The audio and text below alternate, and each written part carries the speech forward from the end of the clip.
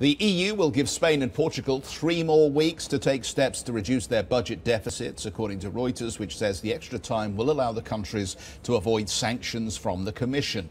The delay would be a temporary compromise between Germany, which wants tighter fiscal control, and governments looking for more leeway to tackle slow growth and high unemployment. Nancy spoke to the non-executive chair of the National Bank of Greece about reforms in that country and asked whether she thinks Alexis Tsipras has the mandate to carry them out. There is a return to political stability. You saw that in Parliament with majorities in voting through the measures. So it seems to me that this is the worst is over. The protesters are still on the streets. Well, protesters, look, let's not try and beautify the situation. There are still a lot of people with a lot of problems, people who cannot make ends meet on a monthly basis. Pensions over the past years have been cut, wages have been cut.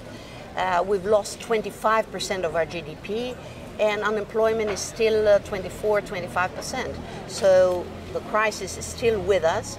The political system and all social partners need to manage this crisis, see how we can alleviate the situation for many of our citizens.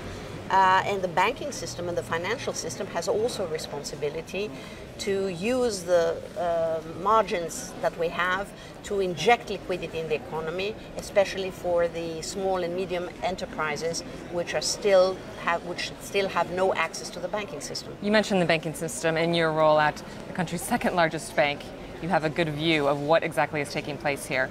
What about the non-performing loans? How close are you to really alleviating this situation? Is there some time to come here? Well, we've started taking very kind of bold measures to do so. We have a commitment to reduce NPLs. Don't forget that the non-performing loans used to be 4.5% of total loans before in 2007-2008, and now they're 43%. It's the outcome of the crisis itself and of the drop in overall demand. So the first priority is to return to normalcy and growth to pick up. This is the first policy priority, is for the economy to go better so that we can start having kind of a greater recoupment of the loans. But active policies also matter. Banks have invested in special asset units, especially for their retail and mortgage loans. Much more needs to be done on the corporate side, where we need to restructure companies.